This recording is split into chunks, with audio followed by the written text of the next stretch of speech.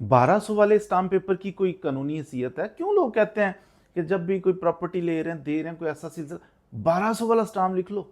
आप उससे कम लिखो, 200 वाला, तो क्या उसको फर्क पड़ता है?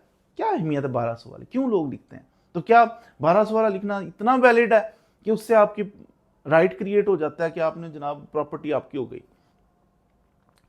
देखिए, इसमें स्टाम्प लिखना बड़ी अच्छी बात है कि ये शरन भी यही अहकामात हैं कि जब फाइनेंशियल ट्रांजैक्शन कोई करें ना, लेन देन का मामला करें, पैसा जिसमें इन्वॉल्व हो, उसे लिख लिया करो, गवाह डाला करो, लिखना चाहिए। अब 1200 वाला क्यों, 200 वाला क्यों नहीं?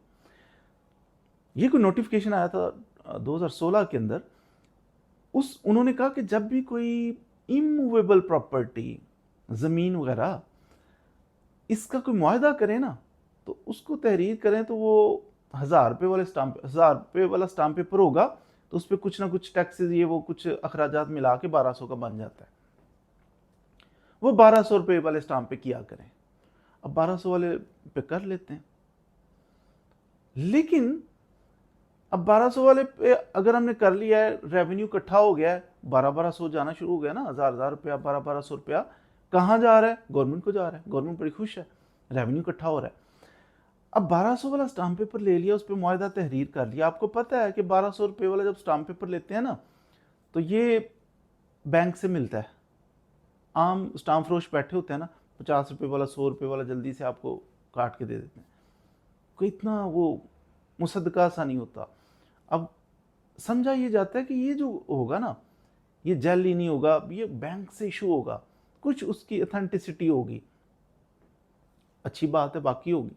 लेकिन आपको पता है कि बैंक से भी जाके अगर स्टाम्प इशू करवाना है ना, मेरा आईडी कार्ड आप ले जाएं, आप जाके कहें कि जनाब ये एक 500 वाला स्टाम्प दे दो, 1000 वाला दे दो, बैंक वाले दे देंगे मेरे आईडी कार्ड पर। ज़रूरी नहीं कि मैं ही जाऊं, मेरा आईडी कार्ड ले जाओ, मेरे आईडी कार्ड की कॉपी, मेरा आईडी कार्ड नंबर ले जाओ, जाके बता दो, चलान फिल करके, तो वो आपको दे देंगे।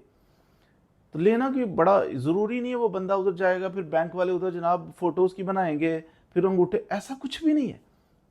मेरा क्लर्क जाके अक्सर स्टाम्प पेपर ले आता है, बैंक से लेके आता है, किसी के ब्याह पे कोई इशू नहीं है, इशू हो जाता है। अब जितना लोग समझते हैं ना कि 1200 वाला स्टाम्प पेपर है, इस पर लिख दिया मुआहदा, एडवांस दे दिया मैंने 10 लाख रुपया, मैंने 1 करोड़ रुपया एडवांस दे दिया है, तो 1200 वाला स्टाम्प लिख लिया, बड़ा कारनामा किया। इतना भी कारनामा नहीं है। 1200 वाला स्टाम्प पेपर लिखा आपने, मुआहदा लिखा, गवाह डाले, ये एक मुआहदा तो हो गया, लेकिन ये कोई आपका डॉक्यूमेंट ऑफ टाइटल तो नहीं क्रिएट हो गया। बाज बंदे क्या करते हैं ना, वजह भी मैं बताता हूं क्यों करते हैं। प्रॉपर्टी खरीदी, 1 एकड़ प्रॉपर्टी मैंने ले ली है, 1 करोड़ रुपया मैंने दे दिया। अब रजिस्ट्री नहीं मैं करवाता, असल डॉक्यूमेंट होता है रजिस्ट्री, इंतकाल, ये आप मालिक बन जाते हो। मोस्ट इंपॉर्टेंट डॉक्यूमेंट रजिस्ट्री करवाएं, जाकर टैक्स पे करें।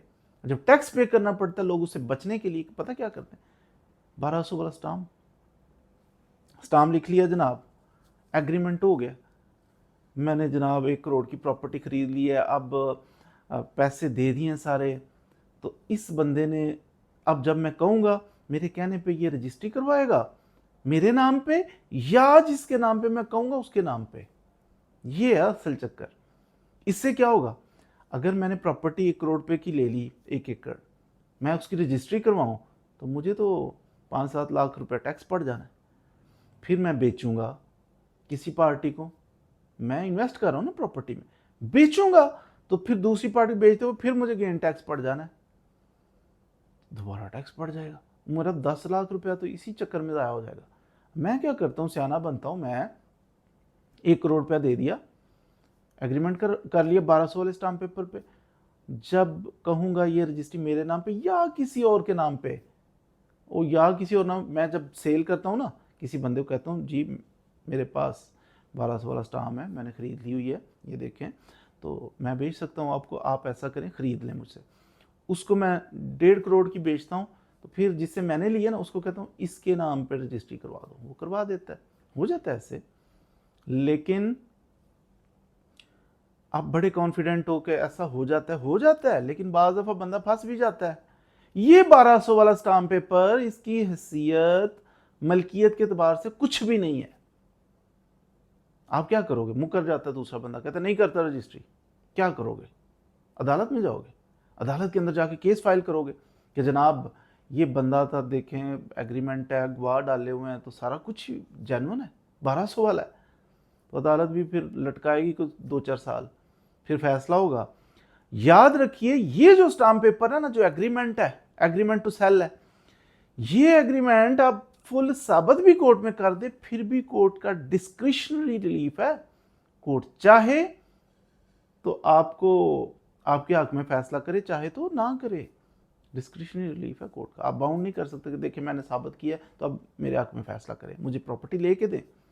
वो तो मेयर एक एग्रीमेंट है।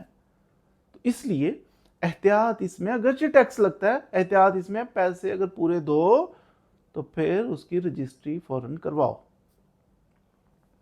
मुकर जाए, वो मरी जाए जिसने सेल किया है, उसकी औलाद मुकर जाए, फिर आप क्या करोगे? अदालतों के धक्के का। अच्छा जी, आपके हक में अदालत ने फैसला कर दिया, दूसरी पार्टी अपील करेगी। अच्छा अपील हुई है, वो अदालत भी आपके हक में करे, उससे आगे सुप्रीम कोर्ट में अपील होगी, तो आप तो रह गए फिर अपीलों के वकीलों की फीसें देते रहोगे। तो इसलिए 1200 वाला स्टाम्प पेपर बड़ा अच्छा है, बड़ा वैलिड है, लेकिन जब खरीदो फरोख्त करते हो ना प्रॉपर्टी की, करोड़ों रुपए देने हो, फिर रजिस्ट्री करो, फिर 1200 वाले स्टाम्प पेपर पे ना रहो। रिस्क है इसमें।